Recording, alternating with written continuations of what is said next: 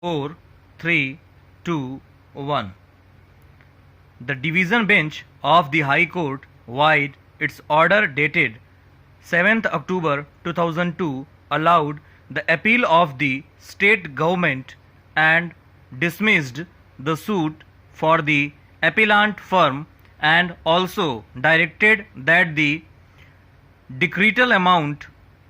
deposited by the state government and as permitted to be withdrawn by the firm should be refunded within a period of 4 months from the date of the judgment. Being aggrieved by the said judgment, the appellant firm has filed this appeal by way of special leave petition before this court, who heard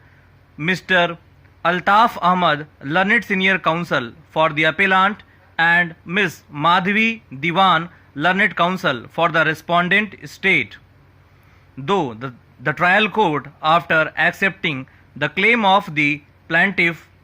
granted a decree to the extent of rupees 2,27,000 with proportionate cost and interest at the rate 6% per annum from the date of suit till realization in the appeal filed by the state, after finding that the plaintiff was stopped from claiming damages against the department as the final bill was accepted, the High Court allowed the appeal of the state and dismissed the suit of the plaintiff.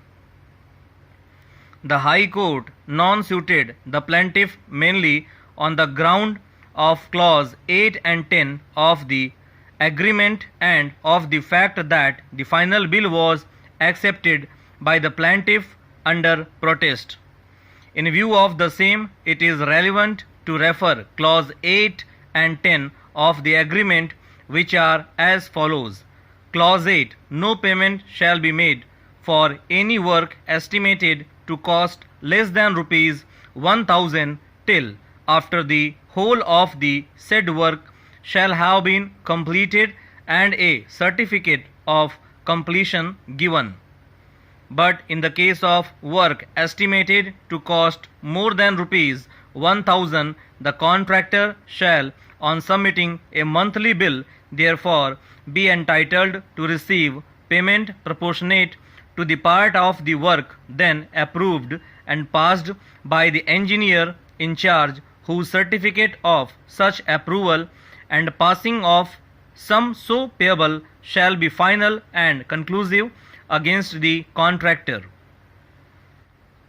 All such intermediate payments shall be regarded as payments by way of advance against the final payments only, and not as payments for work actually done and completed, and shall not preclude the engineer in charge from requiring bad, unsound, imperfect, or unskillful work to be removed and taken away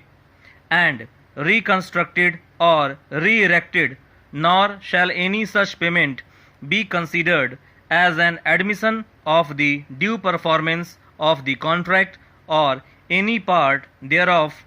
in any respect of the occurring of any claim, nor shall it conclude, determine, or effect any way of the powers of the engineer in charge as to the final settlement and adjustment of the accounts of otherwise or in any other way vary or affect the contract. The final bills shall be submitted by the contractor within 1 month of the date fixed for the completion of the work, otherwise the engineer in charge certificate of the measurement and of the total amount payable for the work shall be final and binding on all parties. A bill shall be submitted by the contractor each month on or before the date fixed by the engineer in charge for all work executed in the previous months, and the engineer in charge shall take or caused to be taken the requisite measurement for the purpose of having the same verified, and the claim, so far as it is admissible, shall be adjusted if possible within 10 days from the presentation of the bill. If the contractor does not submit the bill within the time fixed as aforesaid, the engineer in charge may depute a subordinate to measure up the said work in the presence of the contractor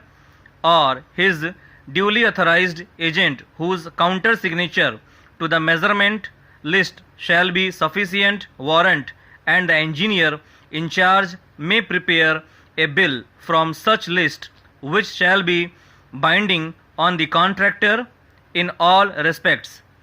It is the stand of the state and accepted by the High Court that the plaintiff firm has not fully complied with clauses 8 and 10 of the agreement. It is also their stand that mere endorsement to the effect that the plaintiff has been accepting the amount as per final bill under protest without disclosing real grievance on merits is not sufficient, and it amounts to accepting the final bill without any valid objection and grievance on merits by the plaintiff. The High Court has also accepted the claim of the state that by the conduct of the plaintiff in accepting the final bill, the department has made full payment to the plaintiff, sending statutory notice and filing suit for recovery of the differential amount barred by principle of estoppel.